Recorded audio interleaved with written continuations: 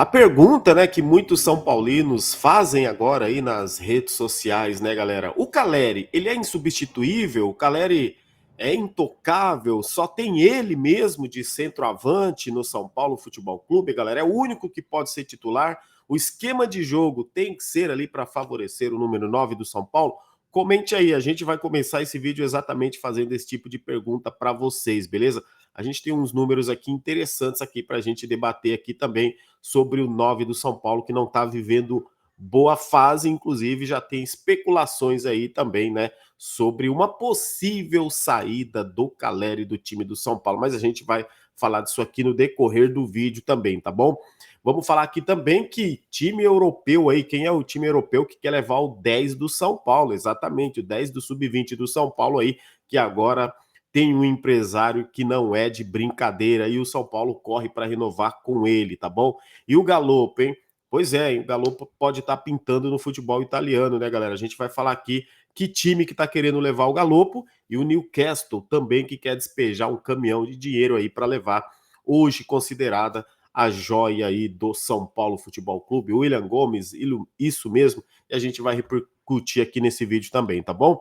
Então já te peço aquela ajuda inicial, né? Se inscreva aqui no canal Big Tricolor, ative o sininho das notificações, que é muito importante você ativar esse sininho, hein? Você não faz ideia do quanto você ajuda aqui a mídia alternativa você ativando o sininho. Então ative o sininho das notificações, que assim você recebe os nossos conteúdos quando a gente lançar. Se inscreve no canal, compartilha o vídeo, não esquece do like. O seu like é muito importante, sem perder tempo. Vamos lá então aqui para as notícias e o nosso debate aqui, né, galera? Tamo junto. Olha só, vamos falar aqui do Caleri primeiramente, galera. O que acontece com o Jonathan Caleri, né? Gente, nas últimas 3 temporadas, né, fazendo um levantamento assim básico, o Caleri, ele teve 2022, 2023, 2024, contando até o momento, restando aí 6 jogos para o final do Campeonato Brasileiro, né? O artilheiro do São Paulo, vocês sabem, no ano é o Luciano, mais um, né? Porque ano passado ele já foi, esse ano também está sendo artilheiro do São Paulo.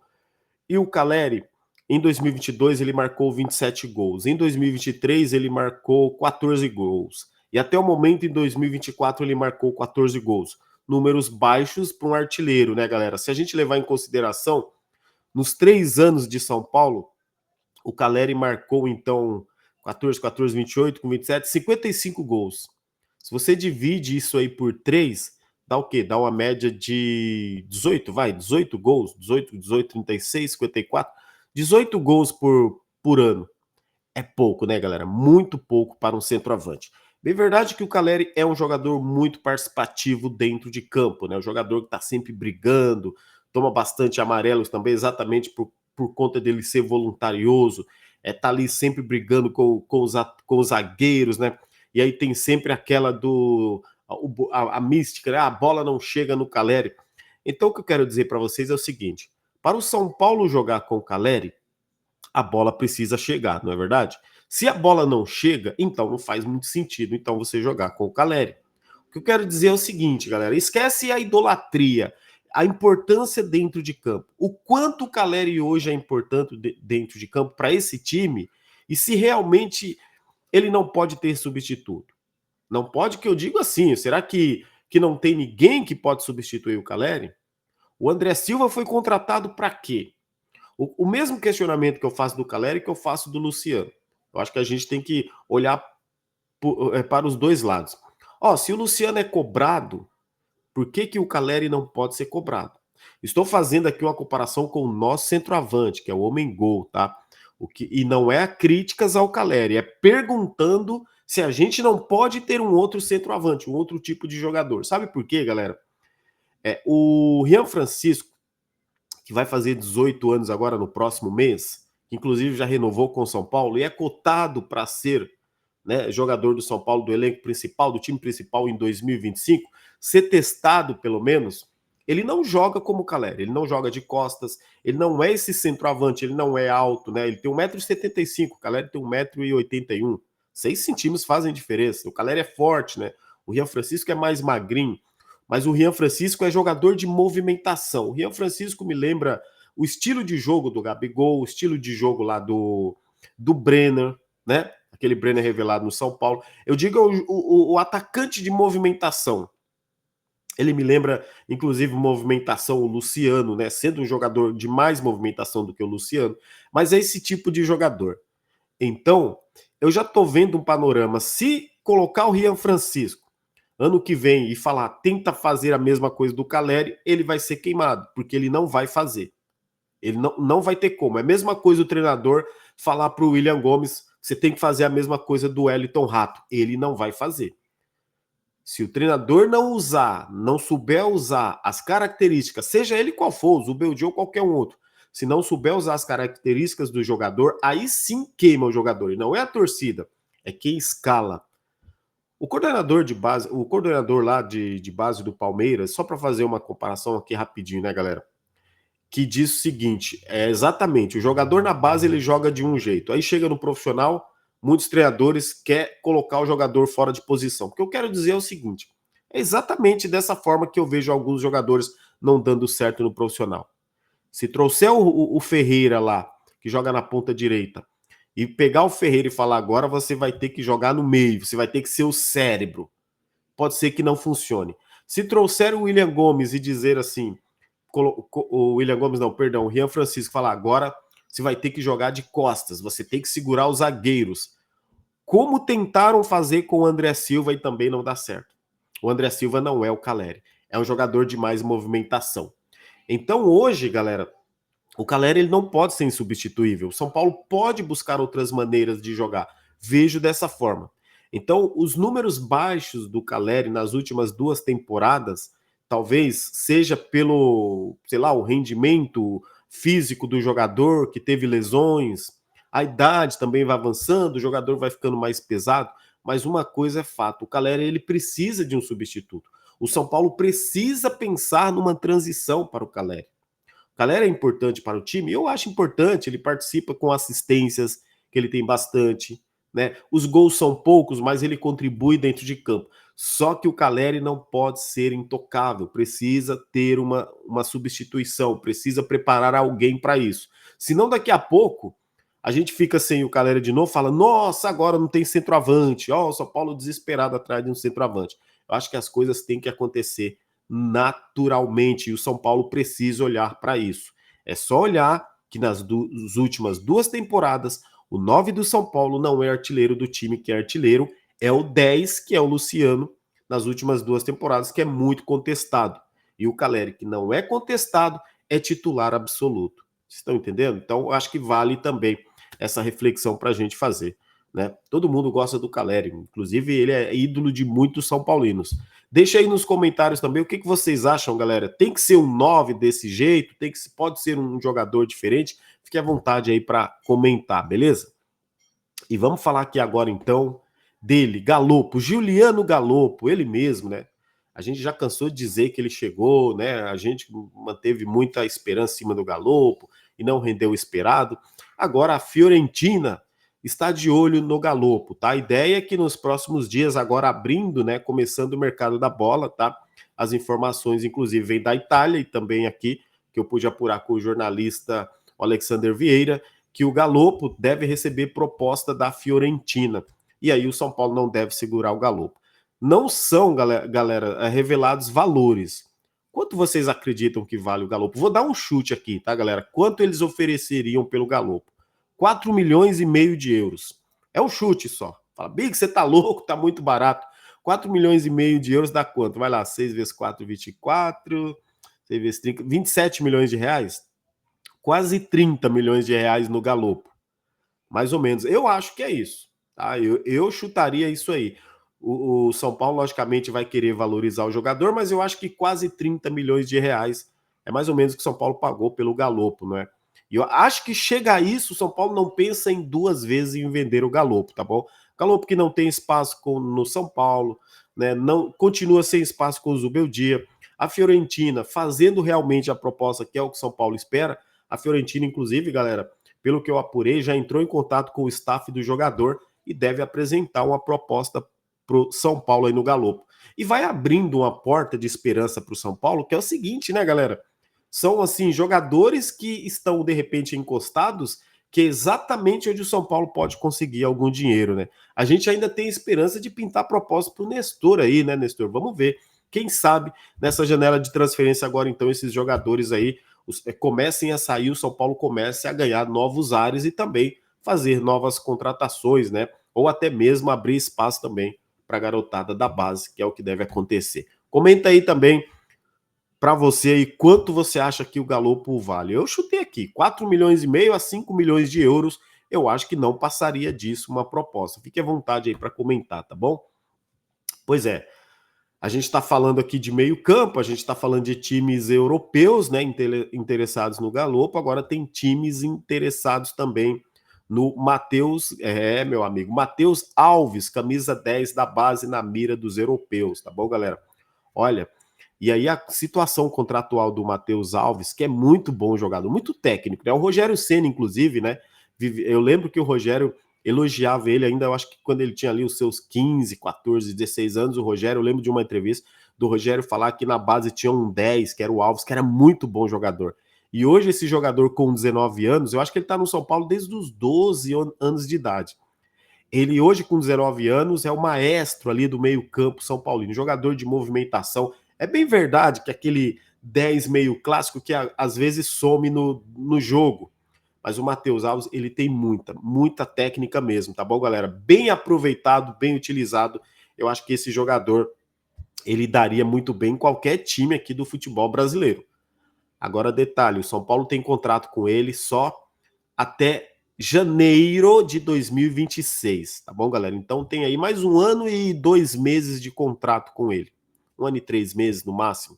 Então o São Paulo busca a renovação para exatamente, né, dar um basta nos assédios, porque o Atlético de Madrid, inclusive, já entrou em contato aí com o staff do jogador.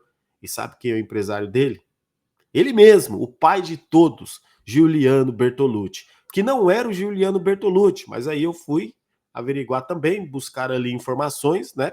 E aí eu pude pesquisar, pude averiguar que agora o Giuliano Bertolucci passou a ser o empresário do jogador. Tanto que se você olhar no transfer, ainda não consta como o Giuliano sendo o Bertolucci sendo o empresário dele, mas sim, oficialmente agora é. E a gente sabe. O Bertolucci é aquela história que eu já contei para vocês. Era um empresário quando tirou o Oscar do São Paulo. É o empresário de alguns garotos do São Paulo, do Rodriguinho. Ele era empresário do Luan, que foi pro Vitória. O Luan trocou de empresário. Eu acho que o Luan agora tá com um empresário que é do Lucas, se eu não me engano. Às vezes eles mudam de empresários, né?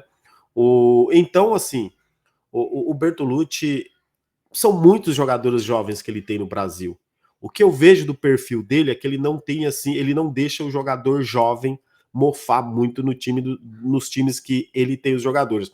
Eu só estranho o Rodriguinho mesmo no São Paulo, né? Por que ainda o Rodriguinho não tem oportunidades no São Paulo com todo esse poder que o Bertolucci tem sobre os times, né? Que devem muita grana para ele. Inclusive, recentemente, ano passado, né? Ele entrou na justiça contra o São Paulo para cobrar 45 milhões de reais do São Paulo, né? Inclusive, vamos ver se no próximo balanço aí, se o São Paulo pagou o Bertolucci, né? Ou tá pagando, deve estar pagando, né? Senão já tinha aberto o bico, abrido não, já tinha aberto o bico, né, galera? Tô assassinando o português aqui. Mas aí, então, só pra gente finalizar, tá? O Matheus Alves, o São Paulo já tentando renovar com ele, já sabe que o Atlético de Madrid está interessado na jovem promessa do São Paulo de 19 anos. É o camisa 10 da base, né? Que os europeus aí agora, mais um, né? Mais um daqueles que pra gente falar, pô, será que vai sair de graça? E olha só, tem jogadores na base, alguns assim, que é igual no profissional. Às vezes você não acha que o São Paulo vai renovar, vai lá e renova o cara com 3, 4 anos. Aqueles que me parecem mais promissores são os que demoram um pouquinho mais para renovar. Mas pode ser também pela questão do empresário também, logicamente. Os empresários querem levar a molecada para a Europa, né, galera? Quer que a molecada vai fazer sucesso lá na Europa. Mas tá aí, ó, informação para vocês, ok? Matheus Alves, joia da base do São Paulo aí, o número 10, de olho aí o Atlético de Madrid nele e tentando fazer aquelas manobras aí para tirar mais um de Cotia. Vamos ver se realmente as coisas mudam aí em Cotia e o São Paulo renova e não deixa sair de graça, né? E nem barato, né, São Paulo Futebol Clube? É bom jogador, hein? Ficar de olho, eu já falei aqui num vídeo para vocês dele, ele, o Ferreira, quem mais? O Riquelme, lateral esquerdo, Rian Francisco, o Paulinho. Esses jogadores aí chamam muito atenção aí e deve pintar no time do São Paulo, o time principal ano que vem. Seja o Zubeldia ou não, qualquer um técnico que for, acho que tem obrigação de observar essa molecada boa do Sub-20 do São Paulo. Pelo menos observar, pelo menos dar uma oportunidade. Ninguém aqui tá falando que tem que colocar meio time do Sub-20, não. Dar oportunidade. Parar com esse negócio de não estar pronto. Só no São Paulo que não está pronto. Os europeus, já que eles não estão prontos, mas os europeus querem levar a tudo a qualquer custo, né? Mas para eles estão mais que prontos. Porque chega lá e joga, né, meu amigo? E joga pouco e os caras valorizam muito, né? Mas no São Paulo esse negócio de não estar pronto, eu vou te contar. Hein? Ó, agora vamos falar do William Gomes. É outro que dizem sempre que não está pronto, ainda não está pronto, né? Pois é. O William Gomes, e aí você tem o Newcastle, que tem lá o Sheik, né? Esses árabes, dono do Newcastle, que tem muita grana, galera. Essa é bem verdade. E o Newcastle está disposto aí a fazer uma proposta aí tentadora para o São Paulo. O São Paulo sabe que a proposta vai chegar nos próximos dias agora, com a abertura da janela de transferências, né? O mercado da bola vai esquentar, eles estão querendo muito a molecada do São Paulo. E o William Gomes hoje é visto aí como o maior ativo do São Paulo para uma possível venda, né? Jogador de 18 anos, né? Subiu, né? Esse ano aí, inclusive no começo do ano com o Dorival, chamou a atenção. Talvez não, ele subiu ano passado, na verdade, né? Aí esse ano todo ele passou aí praticamente sem jogar. Não jogou com o Carpini, não jogou aí com o Zubeldia, só que chama a atenção dos europeus. Então o Newcastle, como eu já tinha falado ontem, né? Ontem a gente trouxe também a informação, a gente discutiu isso, está disposto aí a oferecer aí uma grande quantia pelo William Gomes. E aí eu perguntei ontem no vídeo para vocês, que eu vou comentar à noite, né, galera? A gente vai comentar à noite, no vídeo da noite, quanto valeria aí o William Gomes? Eu continuo chutando aí uns 25 milhões de euros, é o que eles devem começar. Eu acho que o São Paulo nem deve aceitar menos que isso, tá, galera? Para começar, eu acho que tem que, pelo menos, uma proposta chegar ali para o São Paulo de 25 milhões de euros. Porque que dá mais ou menos aí, dá o quê? Dá 150 milhões de reais. Se vier com negócio de 13, de 12, de 14, de 16, olha, São Paulo, é obrigação recusar na hora. Logicamente que São Paulo precisa de grana, vai precisar de grana exatamente. O São Paulo tem um déficit aí que se fala tá chegando aí na casa dos 200 milhões nesse ano. São Paulo vai precisar vender jogadores. É por isso que o William Gomes, Nestor, Galopo, né, esses jogadores aí, galera, o próprio zagueiro, Ferrarese, esses jogadores vão recebendo sondagens e o São Paulo vai buscar uma forma de fazer grana para não fechar tanto, né, no déficit, um déficit gigantesco que já é considerado o maior da história do São Paulo. Então, a dívida do São Paulo aumenta, o São Paulo precisa fazer venda de jogadores. Então, esses jovens, inclusive, aí no radar de europeus, aí que tá. Aí que tem um problema também. Os europeus, eles sabem da dificuldade financeira do São Paulo. Então, eles não valorizam muito aquilo que o São Paulo tem. Isso que é o problema do clube ter assim uma dívida tão grande também, porque não consegue sair, né? Porque tem ali o seu ativo, tem seus jogadores da base, as suas revelações, e muitas vezes enforcado ali, né? Entre aspas, tem que vender barato, tem que vender para poder pagar credores. Então, é mais ou menos o que está acontecendo. Mais ou menos não, é o que está acontecendo no São Paulo. Infelizmente, né? Então, por isso que tem que dar muito certo o São Paulo nesse plano aí financeiro, né? De pagar as dívidas bancárias, sair dessa crise financeira que não acaba nunca, porque para o São Paulo poder respirar, né, galera? Pô, tomara que realmente dê muito certo. Então, a gente vai torcendo sempre para o São Paulo Futebol Clube. E aí, falar em torcer, no vídeo da noite também a gente fala aí da volta, do time que deve jogar, o time sendo preparado, o Alisson já voltando, tá bom? Tem muita coisa para a gente falar também no próximo vídeo, senão fica uma hora de vídeo aqui, né, galera? Ó, forte abraço a todos, fiquem com Deus, até o próximo vídeo. Como sempre, vamos São Paulo. Comente aí o que você achou aí, o que você acha dos assuntos, valeu? Tamo junto, não esquece de deixar o like. Abraço, galera. Tamo junto.